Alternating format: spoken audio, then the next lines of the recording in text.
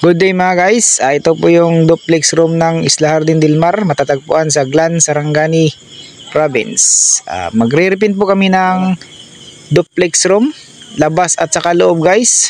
Kung bago pa lang kayo sa channel ko, sana wag niyo kalimutang mag-subscribe, like and share, and click all notification bell button para updated po kayo sa mga bagong video ko. Leo Cads Makes Video. Tara, pasukin po natin yung ating pipintahan. Kaya po namin to i-repaint guys kasi napipid na po yung kulay. Tingnan nyo, akala nyo lang parang maganda pero napipid na yan. Inumpisahan po yan ni Iboy Tibay guys sa wall. Siya po yung nagpa-primer at ako naman po yun sa kisame. At saka sa labas guys, si Melvin Astig po yung nagpipinta ng lahat ng kisame. Inumpisahan po kasi namin sa pagpa-primer ibabaw. Shout out nga pala sa kaibigan namin Dudong Janjan yan. Shout out kay Dudong Janjan. guys, ito nga pala yung bed sa loob ng duplex room. Nire-repaint din namin kasi natutuklap na po yung mga pintura nya. Minasilyahan po namin yan ng body filler gamit yung Glasurit na body filler. Si Dudong Janjan po yung nagmamasilya dyan. At saka yung ibang mga bed mga guys, nire-repair po yan ni Al-Al. Siya po yung master sa Panday kasi.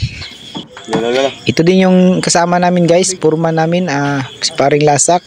Tumutulong din sa pagre-repaint. Tinatatanggal yung mga tumutuklap na pintura sa pintuan.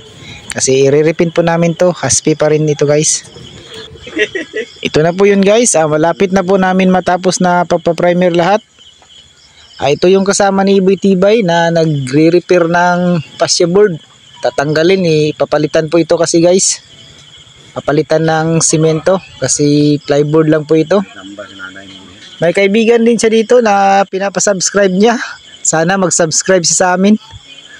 Guys, lagi niyong tatandaan, pag nagre-repaint po tayo, dapat papaprimeriran po natin ng solvent or epoxy primer. Ito na guys, kita nyo naman na puting-puti na po yan lahat. Ready na po yan na ipa-final coat. Yung kisame guys, tapos na po yan na primeran at saka na-finish na po namin yan gamit yung Prepa White na Rain or Shine.